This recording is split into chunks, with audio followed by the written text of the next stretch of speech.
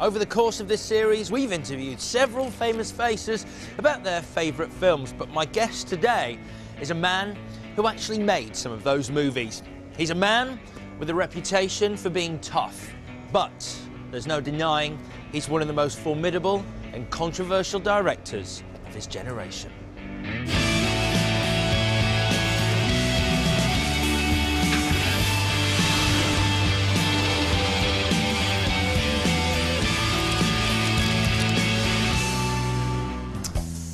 So hello and welcome to this, the season finale of The Guest List, where I'm joined by a man who has consistently taken a route straight through the eye of the storm. In fact, in his 40-year career, he's turned it into a bit of an art form, making movies like JFK and Platoon.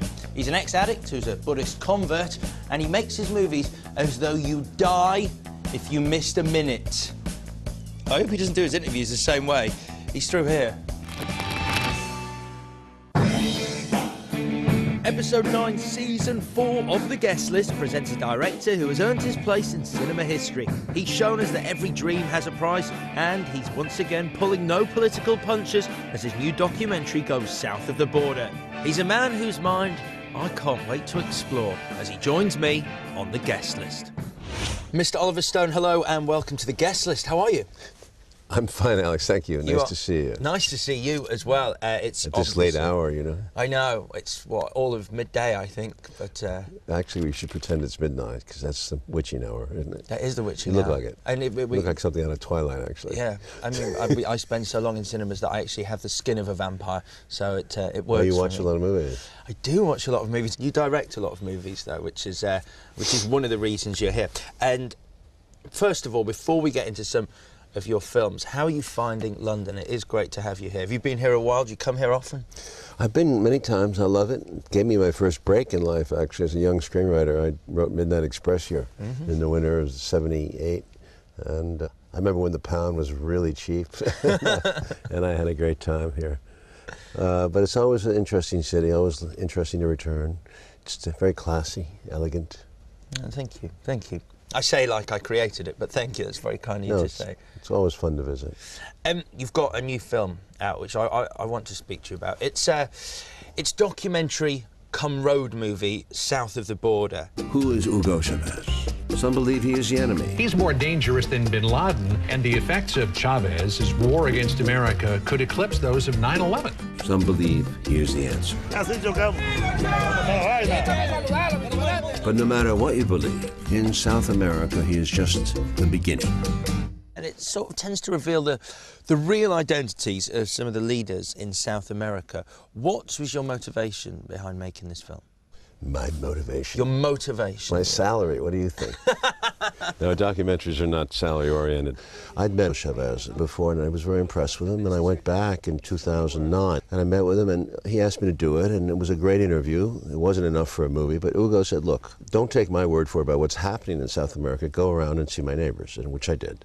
And he arranged access to 7 other presidents in 6 countries, and we went very quickly on a fast road trip to see what was going on, and what we felt was a pulse. A mí me parece que, como te decía, ¿no? Por primera vez en la región los gobernantes se parecen a sus gobernados. Rafael Correa is now being cast as one of the bad left. Con todo respeto, conociendo a la prensa norteamericana, estaría más preocupado cuando hable bien de mí. And ever since they've been in power, they've had opposition from not only the rich people inside their own countries, but from the United States. And that's what the movie's about, basically.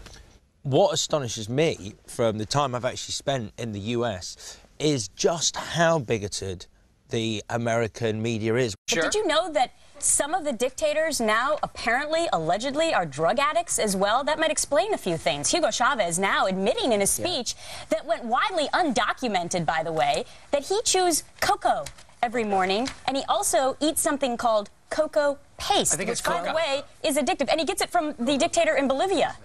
What did you say? Coca. It is coca. Oh, coca. Cocoa. Oh, cocoa would be fine. Where you've got news anchors who are quite happy to give their personal opinion about a news story. I mean, you could almost sit there and watch them go, we have a report about Barack Obama punching a goat. There's no evidence to suggest this, but we believe it probably happened. The barrier between news and entertainment has been blurred significantly since the 80s when the laws changed. America's essentially in an ignorant state right now. Modern life, I got to get out of here. It's too complicated. You can't get anything done. Let's take a look at some of the films from your extensive CV now. And the first one I'd like to talk to you about is from 1987, and it's Wall Street. You're on a roll, kid. Enjoy it while it lasts, because it never does. Payback time, sport. He's using you, kid. That ain't working. That's the way you do it. Money for nothing and your chicks for free. I gave you everything! Fond memories of making this film? Yeah, sure. It was right after Platoon. It was my first studio film. I never had so much money. I was shooting in the Big Apple. You know, that was where I was born. It was a return to something. It was a dream, a fantasy. To shoot a big movie in New York City was a wonderful experience. And Charlie Sheen had come off Platoon. He was a young movie star. It was great. And Michael Douglas stole the kudos. You know, he snuck up on us. But Douglas was also going against type at that time because he was a romantic hero. And then he started a string of roles where he was sort of like a Gordon Gekko, cold guy. I don't throw darts at a board. I bet on sure things. Read Sun Tzu, The Art of War. Every battle is won before it's ever fought. Think about it. I remember reading about how he saw the script and was just like, he just had to make it. He said he'd never seen a script which had so many long monologues that he was being given to deliver. Many of which he couldn't remember. I had to get on him. I wrote him a bit on that one. There was a lot of monologues. He had never done that much dialogue in his life. But I loved making the movie. It was fun. And my father had been in the Wall Street for almost 50 years, and there was an element of remembering my dad, who had passed away just then. In terms of memorable quotes, I mean, you gave cinema one of its most famous quotes. Greed, for lack of a better word, is good. It's something that was very important in terms of analysing what happened in the 80s, and it sort of epitomised the 80s and the mentality then. And yet here we are 20 years later, and the same quote is as applicable now as it was then. Yeah, sure. Greed is still good. I mean, frankly, it's gotten worse, and you know that. I mean, the numbers have gotten huge. Millions of dollars have become truly billions of dollars. It makes your movie all the more appropriate. How easy was it to get Michael Douglas back into the role? I mean, he won an Oscar for Gordon Gekko the first time round. I think it was natural. I think he's a better actor now because then he was younger, more callow. Now he's deepened the suffering of life. The toll of life is on his face, and I think you see it. Please allow me to introduce myself. I'm a man of wealth. Gordon Gekko was one of the biggest names on Wall Street before he went to prison for insider trading. That name doesn't mean anything anymore. Why don't you start calling me Gordon? And when he comes out of prison at the beginning of the movie, he's another character because he's been through humiliation, public humiliation. He's been alienated. His daughter won't talk to him. His wife left him. His son is dead. He's got nothing. So he has to work his way back. And how he does it is very clever. Gekko being Gekko, he never gives up, you know. I do enjoy the scene that I've seen in the trailer. I have yet to see the film, where he's being handed his personal belongings in the prison, and the mobile phone, I believe it is put on the counter. And one mobile phone. It's the huge 80s-style brick mobile phone. Which, by the way, was a big modernization back then. It was quite something good. It was a good thing, and it was quite rare. But now I guess it seems like something out of place. You mentioned Charlie Sheen as Bud Fox, and this time round you've got Shia LaBeouf in the young role. He seems to be one of Hollywood's great new actors, at least to my mind, and something about his face that just seems to really lend itself to the role you've handed him.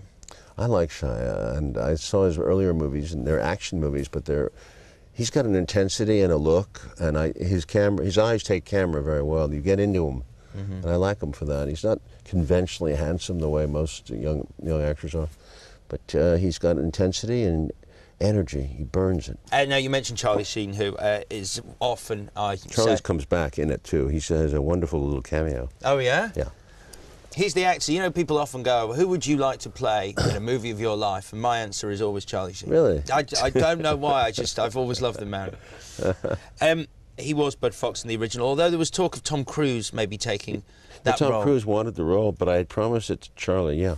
In the jungle, in Platoon, I said, I got this movie I'm working on. I want you to do it, so I couldn't go back on that. That must have been very strange in the jungle, going, it's not going to be quite like this. It's going to be officers. It's totally different, yeah. But, although you couldn't give Tom Cruise that part in Wall Street, you did cast him in the next film we're going to talk about, which is from 1989, and it's Born on the 4th of July. Ever since I was a kid, I've wanted to serve my country. I want to go to Vietnam.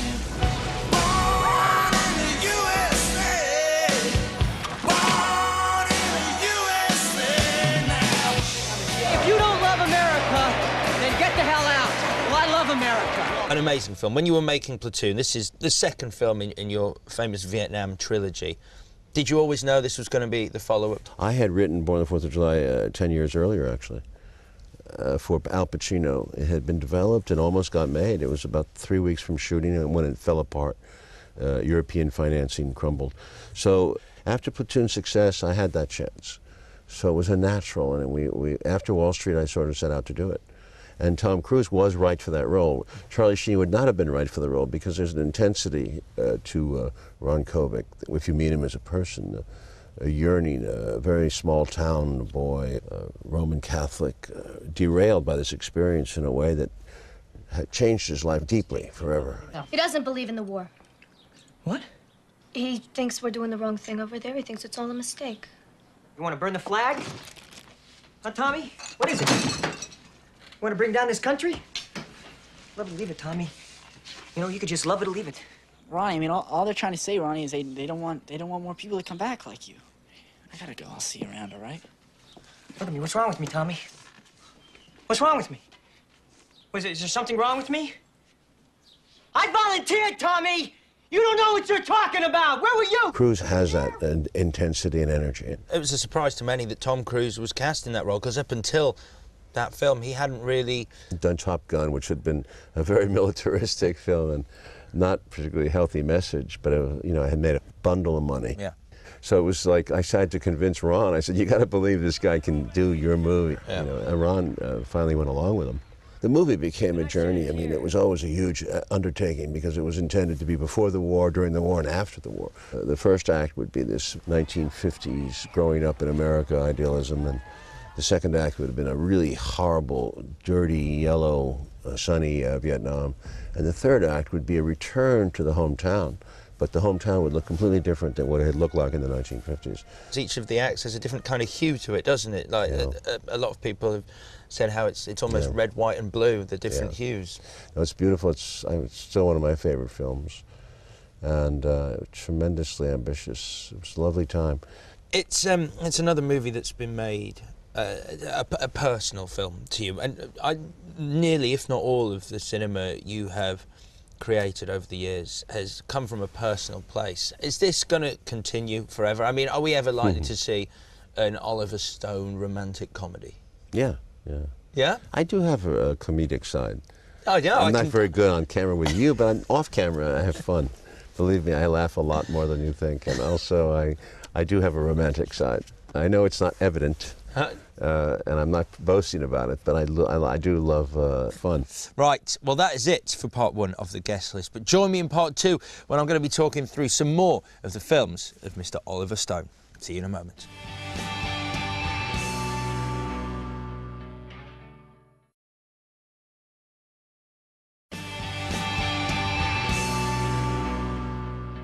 Hello and welcome back to the guest list, where today I'm talking through the films of Mr. Oliver Stone. Now, earlier we talked about your new documentary, South of the Border, but we had Russell Brand on the show recently, who was talking about how he's working with you on his latest documentary. Yeah, I'm one of the producers of it, Russell's show, really. And I don't, you know, I've seen some stuff, I've made some comments. I was early involved, but Russell's been busy with the movies and running around the world. He's such a phenomenon, he's such an energy center. Mm-hmm. You know, I was on one of his last, I think I was on his last show on BBC when he got booted. Yes, yes, that was the big furore, but now he seems fine. He seems to have landed on his feet somewhat, having been booted off the BBC. Or in Katy Perry's arms, right? Yes, no, that's right. He says that he's discovering monogamy. It's about time, really, if we're honest. He was going to have to get there eventually. Well, he's not that old, is he? No, but, you know, I think for someone who's not done monogamy ever, as far as we can tell. It might be about time he at least gave it a go. Speak for yourself. Well, I have to, otherwise my girlfriend will kill me. Let's talk now about another of the films that you've made from 2008, and it's W. What do you think you are? A Kennedy? You're a Bush. Don't wanna be an American idiot. Don't want a nation under the new media. Either you're with us or you're with the terrorists. What was it about that point in time that made you want to make this film? I wish I'd done it 4 years earlier, because it was, this man, George Bush, really, he got under many people's skin, but it really was a personal nightmare for me. I think those 8 years were the worst that I've experienced in our political life. It just was not a country that I could recognize. It wasn't Iran or Iraq who attacked us. It was Osama bin Laden. Of course, I know it was bin Laden, Brother George. But you know as well as I do that there's more than one bunch of terrorists out there than a religious nut in a cave in Pakistan. Wolfie, you get that look on your face? Well, sir, to get back to the point, Iran is the issue here. It is the mothership of terrorism. Last. Sir, as you know, I don't view this issue as a matter of choice. Since 9/11, there's no going back. We've always had hysteria. With Bush, it reached a know-nothingness that was unbelievably hurtful. And these wars that he got us into in Iraq and Afghanistan, it's a mess, we know that. I think there was an expectation that you were going to make a go for the jugular character assassination biopic, and in the end it's a much more measured film. No. Is that because you felt that people might take a little more note if it wasn't such an obvious attack on him? With the W, you don't have a complex individual. You have a 2D individual, so to speak. I find George Bush doesn't look at himself. He doesn't study himself the same way that a Nixon would, or most presidents. So we went about it with the idea that we're going to get inside his skin. Hey, calm down! Don't you realize he was out celebrating? He just got into Harvard business. What? George, why didn't you tell us? Because I ain't going, okay? I just wanted to show you all that I could do it. Get in. Of course he got in. What do you think pulled the strings? They voted for him because he had those John Wayne, quote, qualities that they liked, which was simplicity, fearlessness, leadership, so to speak, authoritativeness. You described him as having the swagger of an old American movie star. Yeah, definitely. He practiced it, The point is, if you make a movie attacking him and you hate the character, it's hard to sit with a movie that way. For some reason, movies, because they are 2 hours long, and you want to be with the character. Even though he can be a horrible person, you have to understand what he's going through and feel it. It's what they call empathy as opposed to sympathy. But you never actually thought about going down the more Michael Moore route, like when he made Fahrenheit 9/11. I love that documentary, but we went with what we know. You see, you can't go behind closed doors and make accusations. We know the policy worked out that way. When there is a scene, it's in the Situation Room. It's about 5 different points of view. It goes from Rumsfeld to Cheney to Powell to Bush and to George Tenet of the CIA. All right, gentlemen. It's a great meeting. Best yet. Let's close this out. And I think it's one of the best scenes I've ever done. It stars as Dick Cheney, one of the actors who I've sadly never met, but is one of my favourite actors, if only because Jaws is my favourite film, and he was in it. But Richard Dreyfuss, what was it like working with him? He was. Oh boy, you hit a sore point on that one. Oh really? Listen, I got the result I wanted, and I think I'm very happy. The process was painful. Oh okay. Yeah. Okay. Just a conflict of styles, I guess. Conflict of personalities. Just keep your ego in check. I think he's a very good actor, yes. I think, and that's why I went after him, Another actor who I think does very well out of this. Although I hear that Christian Bale was initially considered for the role of George W. Bush, and then Josh Brolin stepped in, and I think he's perfect. I think he's a phenomenal actor. Yeah. How easy was that decision for you? There's a destiny to these films. I wanted Josh. Christian was my early choice way back when, but we had not really started the film. He did a series of makeup tests in London and in Los Angeles, and he needs to work that way. He needs to feel it, and he works his way towards it. And he himself said, "I can't do this," to me. That was very honest of him, and I think I admire him for that. He did the makeup, and I don't think I can pull it off. very humble. And at that point, I accepted that, and I had been watching Josh because he'd just done No Country for Old Men, and I was very impressed with the work, very impressed, and also Valley of Ella. And Josh, I had to convince him, but Josh was hard to convince because he personally did not like the character of Bush. And he said, "You see me in him? You see him in me?" And he couldn't understand it. He was insulted. And I had to say, yeah, you see, there is this Western thing that he does, that you have it. He's very bright, he's brilliant, but he can play opaque, which is what Bush can be. Fool me once, shame on you. Now fool me twice, and you can't get fooled again. He's better than Bush. By the way, I think Bush saw the movie, I think, and he liked him. I was told this by an insider. Oh, really? He may not have liked the movie, but he liked Josh, and Josh makes him look better than. Well, I was going to say he must have. And I got criticized for that because then people say, you know, the movie was too friendly to Bush. That's not true. I think it's the way Bush is. People say he can be charming in person, and people like him. Many people like him. Many people. He's very much a Republican businessman. Cheney's another matter. I think Cheney is more or less the engine that made that whole thing run. But every time I see him on camera, he absolutely terrifies me. He's scary, yeah.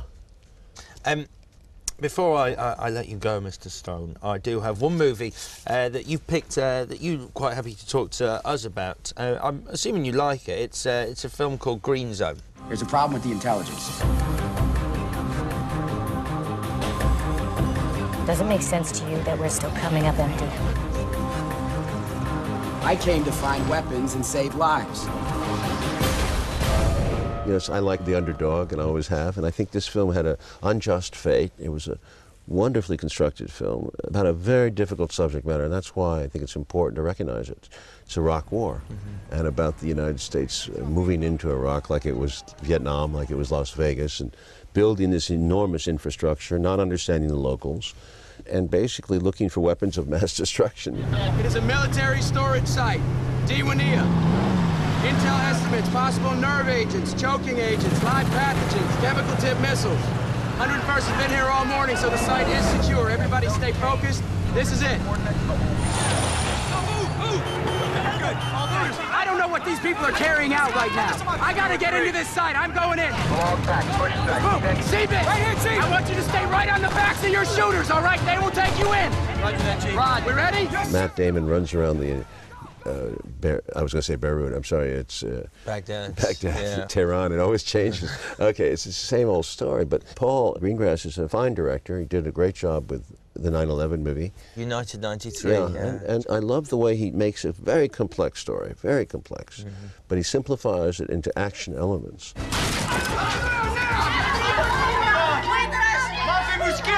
Don't let any of them leave this room. There's a body down there. Don't let them leave. Got it, Chief. And I think that's a bravura. Didn't do any business in the United States because Iraq, Afghanistan, people run away. They don't want to know about reality. But this was a form of heightened reality that he did very well. There's a scene in it that I love, which is it's just a little scene. It's not even one of the action scenes. It's when they walk into the palace, and which is being used as a base, a sort of relaxation area for all the American troops, and there's just beer everywhere, people in the pool, and they've just come in from the dusty streets of war-torn Baghdad. That contrast always got me. Yeah. No, I think it's... I always feel sorry when great films get made and they just don't get seen, and I love to talk about that. Well, Mr. Oliver Stone, it's been an absolute pleasure. Just call me Oliver. Really? Oliver, thank you, Alex. Thank you very much indeed. It's been a pleasure. So that really is it for this season of The Guest List. But what a season it's been. Thank you for tuning in. We've had so many famous faces picking so many of their favourite films. There was Chris Rock talking about his shiny hiney. Shiny hiney. That's what you want. Russell Brand's note-perfect David Lynch impression. Well, Russell, he talks like that at me. And, of course, the Kiefer Sutherland drinking game. Damn it. It said like 4 or 5, and then I thought, no, that's going to kill somebody. We're going to be doing it all again next season, so join us for that. Until then, bye-bye.